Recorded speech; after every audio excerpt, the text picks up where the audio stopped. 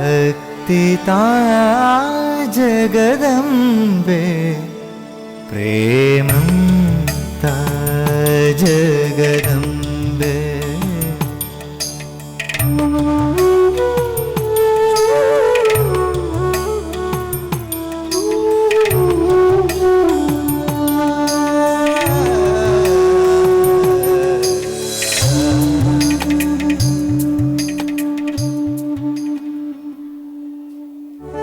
പ്രേമസ്വരൂപികളും ആത്മസ്വരൂപികളായിരിക്കുന്ന എല്ലാവർക്കും നമസ്കാരം.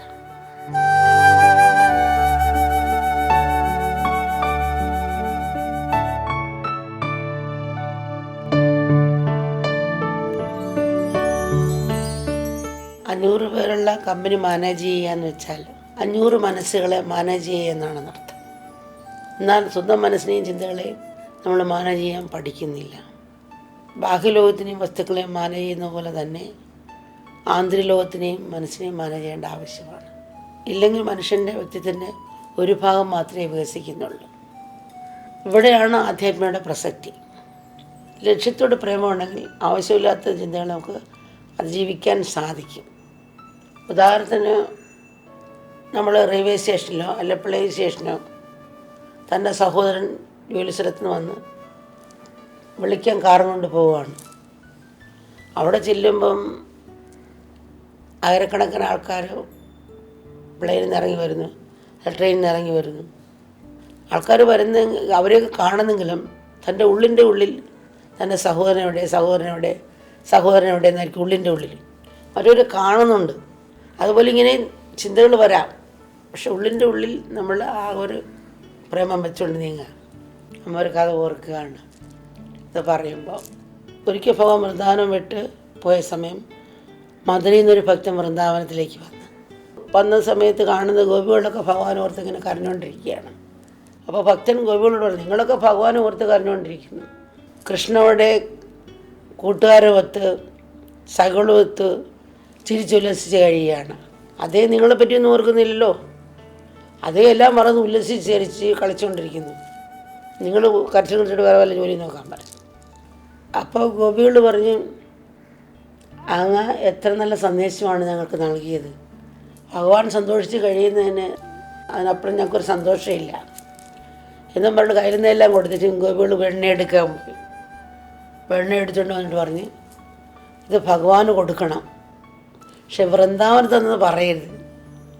വൃന്ദാവനത്ത് നിന്നാണ് തന്നയച്ചെന്ന് കേട്ടാൽ ഭഗവാൻ പണ്ട് ഞങ്ങളോടൊത്ത് രാസലീല ആടിയതും എല്ലാം ഓർത്ത് ഭഗവാൻ വിഷമിക്കും. അതുകൊണ്ട് അങ്ങനെ പറയാൻ പാടില്ല. അതൊരു നിന്ന് പറഞ്ഞു ഞങ്ങളുടെ ഭഗവാൻ ഒരിക്കലും ഞങ്ങളെ ഓർത്ത് ദുഃഖിക്കാൻ പാടില്ല. പിന്നെ ഒരു കാര്യം കൂടെ അങ്ങോട്ട് ഞങ്ങൾക്ക് പറയാനുണ്ട്. ഞങ്ങൾ ഭഗവാന്റെ കണ്ണിലെ കരടല്ല, കൃഷ്ണമണിയാണ്. ഭഗവാന്റെ കണ്ണിലെ കൃഷ്ണമണിയാണ്.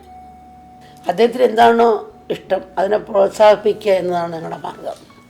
അപ്പോൾ അദ്ദേഹം ചിന്തിച്ച് ഇത് കേൾക്കുമ്പം ഭഗവാനെ ചീത്ത വിളിക്കുമായിരിക്കും, ഞങ്ങളെ ദുഃഖിപ്പിച്ചിട്ട് പോയല്ലോ, അങ്ങനെയൊക്കെ ദൂഷിക്കുമെന്ന് വിചാരിച്ചത്.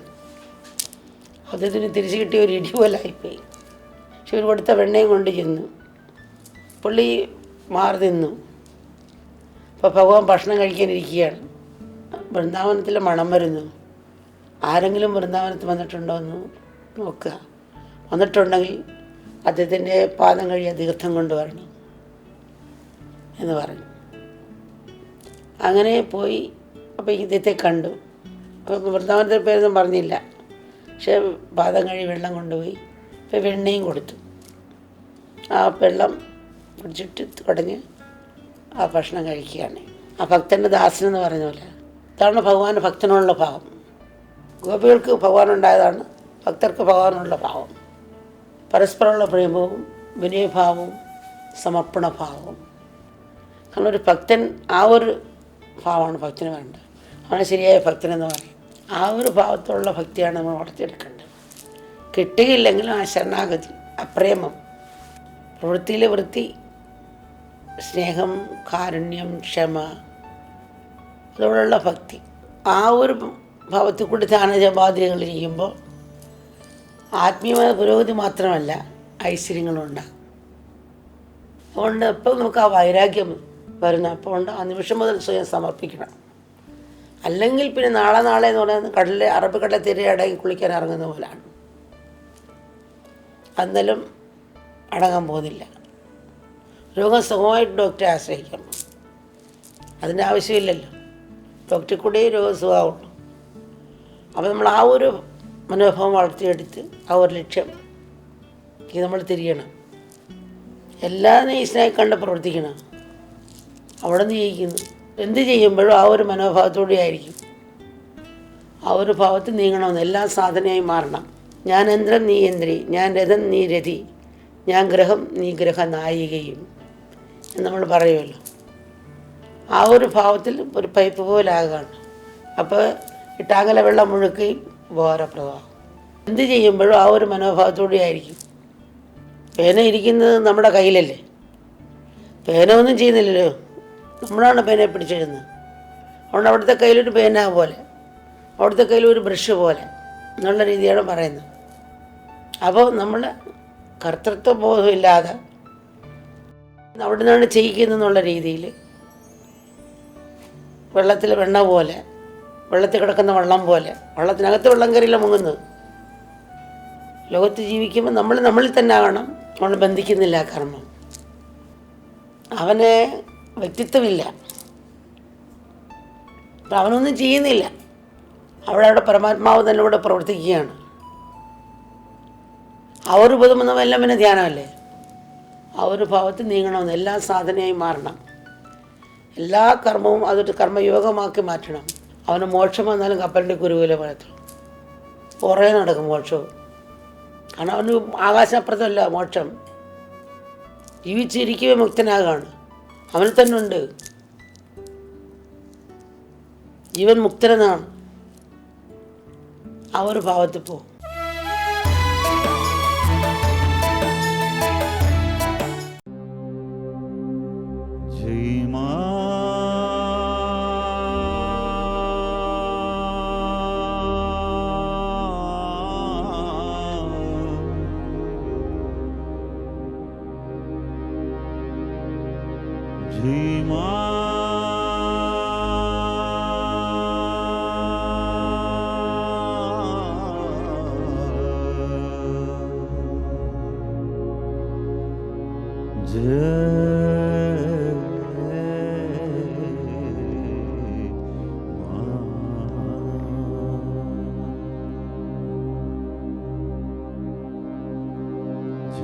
करुणा